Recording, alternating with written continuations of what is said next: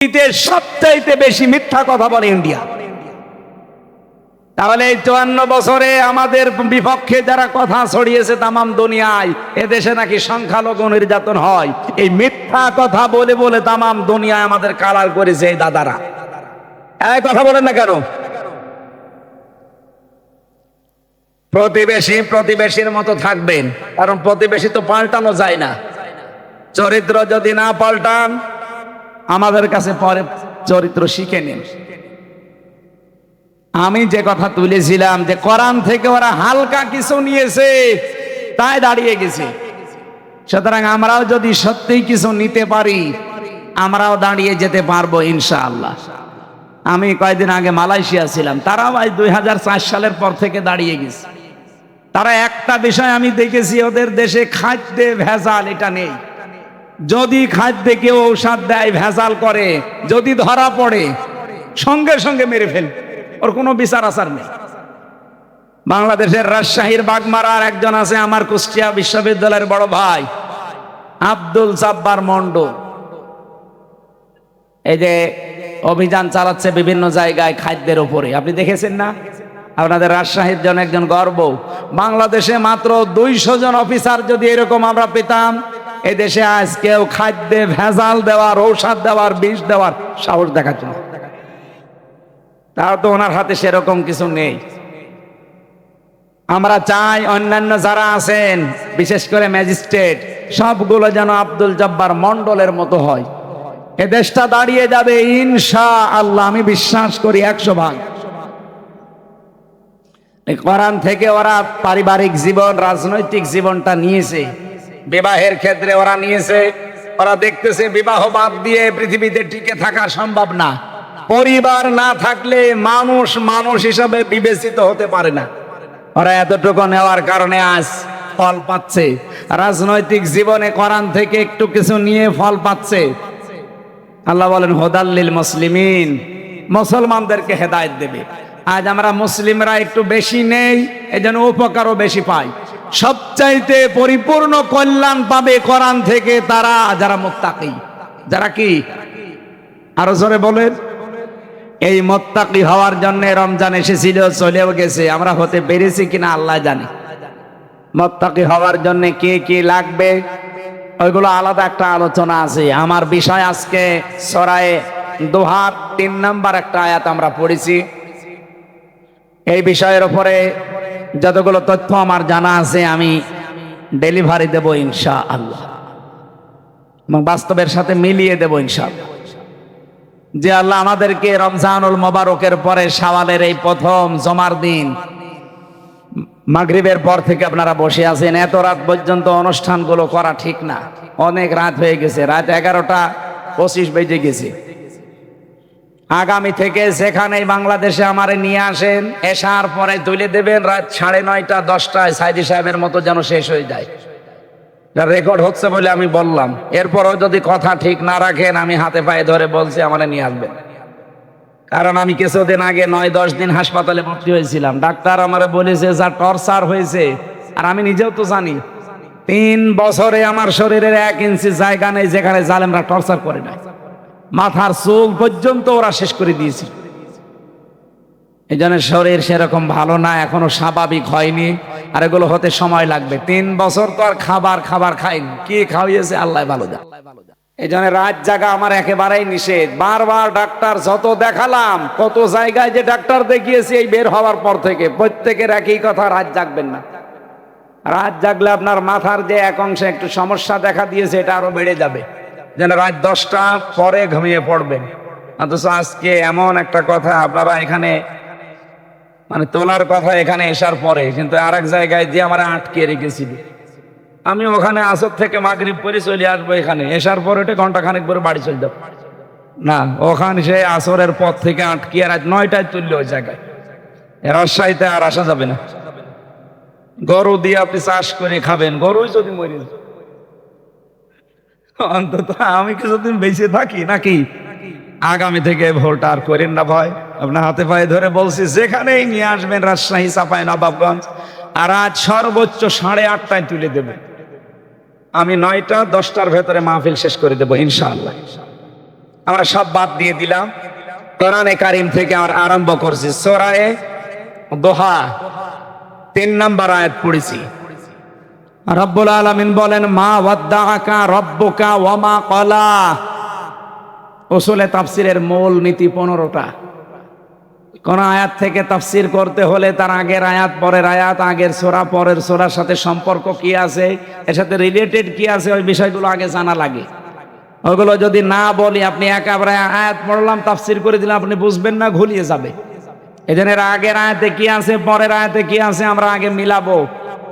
যেহেতু ভালোভাবে সবগুলো একাধারে বলতে গেলে আমি নিজেও আর সময় কভার করতে পারবো না, 12টায় শেষ করবো আশা করছি। আপনারা তাফসিরে ফি জিলালিল কোরআন আর ইবনে কাসির এই দুইটা একটু বাংলায় দেখে নেবেন, এইগুলো পেয়ে যাবেন। আমরা এবার মূল কথায় যাচ্ছি। 40 দিন একাধারে ওহী বন্ধ ছিল নাজিল হওয়া। কয়দিন? 40 দিন বন্ধ হওয়ার পরে নবীজি চিন্তায় পড়ে গেলেন। বিশ্বনবী অসুস্থ হয়ে পড়েছিলেন, কয়েকদিন তিনি তাহাজ্জুদের নামাজও পড়তে উঠতে পারেননি। হযরতে জুনদুব রাদিয়াল্লাহু তাআলা আনহু উনি বর্ণনা করেন, নবীজির আপন চাচী উম্মে জামিল এই মহিলা বিশ্বনবীকে ডাক দিয়ে বলে, মুহাম্মদ, তোমার শয়তান তোমাকে ত্যাগ করেছে। বলেন নাউজুবিল্লাহ। বাইরের কোন মানুষ যদি কিছু বলে অন্তত মেনে নেওয়া যায়, হজম করা যায়। নিজের আপন জন যদি এরকম কোন কথা বলে, এরকম দুঃখ লাগার কথা আপনি নিজের দিকে তাকিয়ে বলেন। বিশ্বনবী এত অসন্তুষ্ট হলেন কথাটা শোনার পরে, এত মনক্ষুণ্ণ হলেন, ভারাক্রান্ত হৃদয়। জিবরাইলকে আল্লাহ এবার পাঠিয়ে দিয়ে বললেন, মা ওয়াদ্দাআকা রব্বুকা ওয়া মা ক্বালা।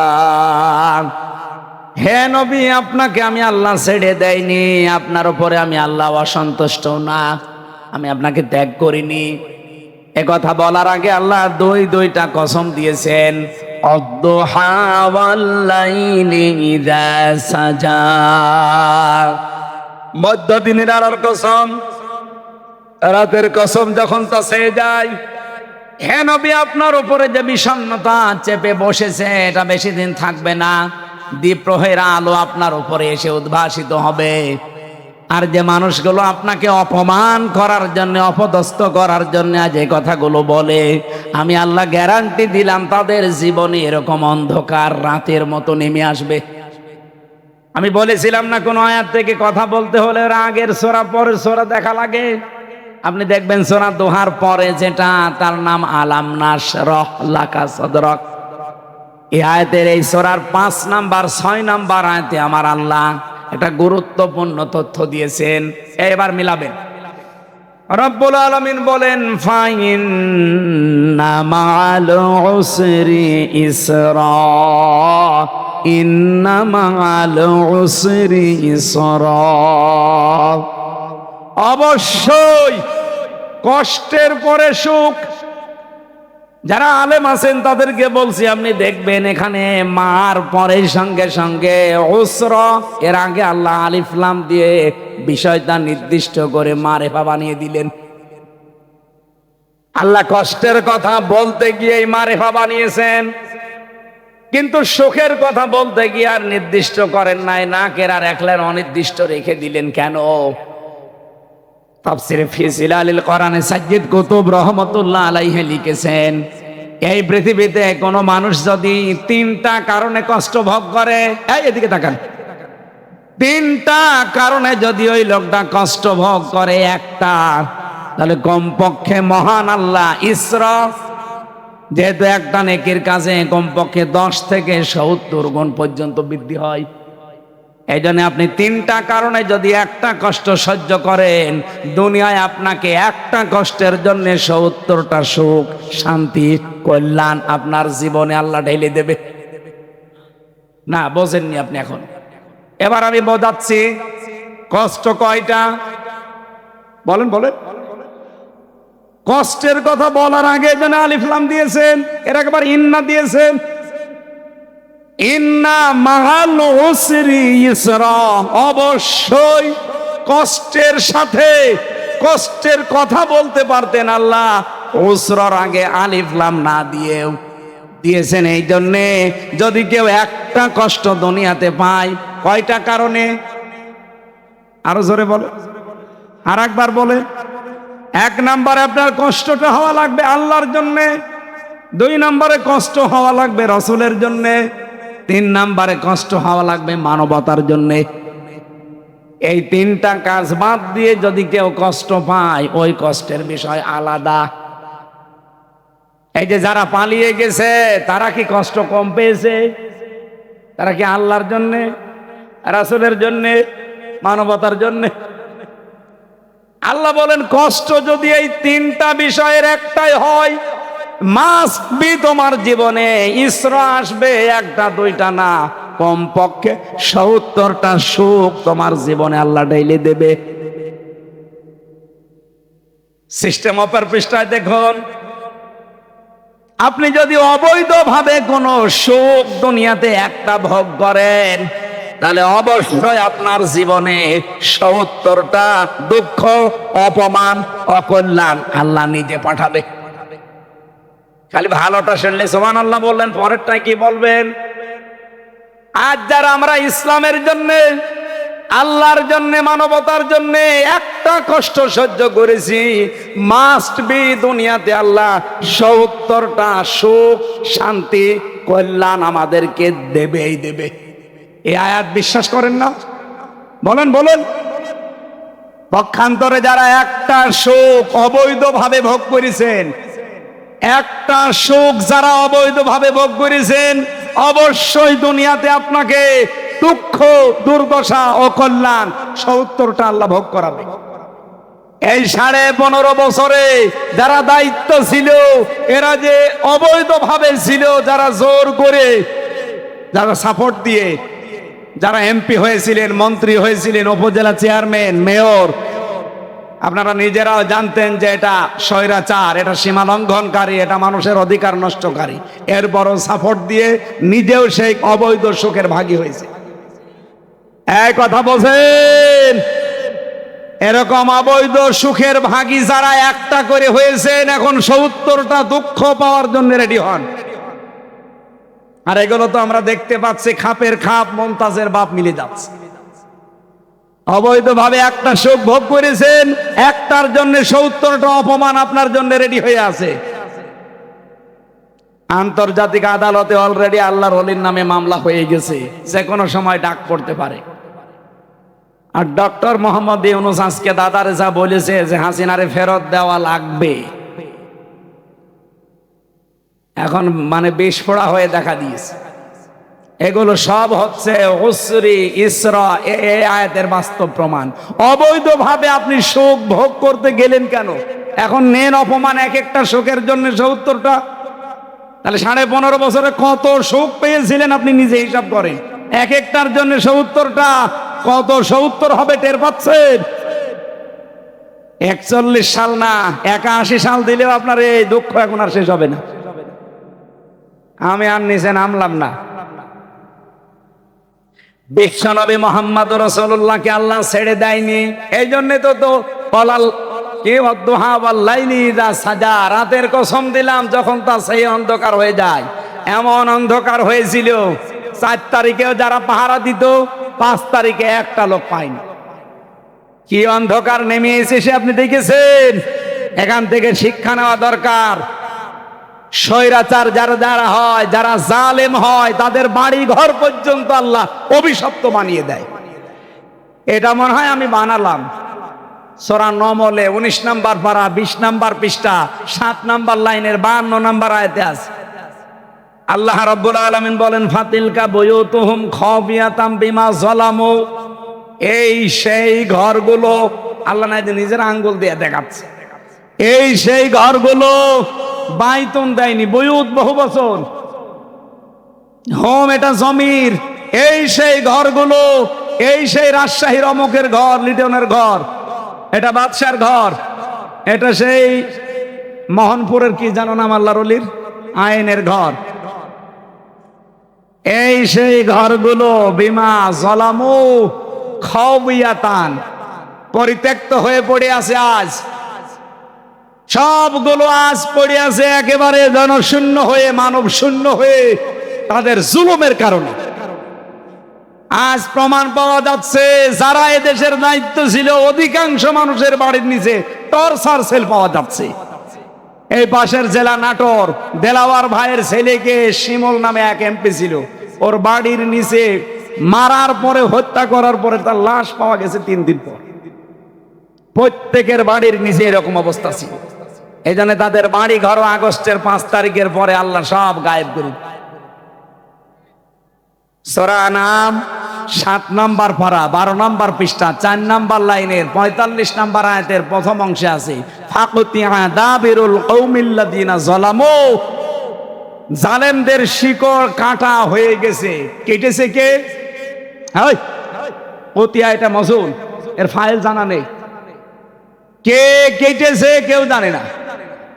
আপনি দেখেন সারা বাংলাদেশে জালেমদের বাড়ি ঘর, আমার কুষ্টিয়ার দিকে তাকান, ইনোর বাড়ি আর হানিফের বাড়ি, পায়খানার ইট পর্যন্ত খুলে নিয়ে চলে গেছে।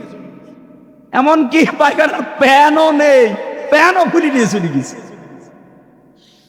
অথচ 5 তারিখের আগে ঘরের দাপট ছিল কি গো? এখন আর দাপট নেই।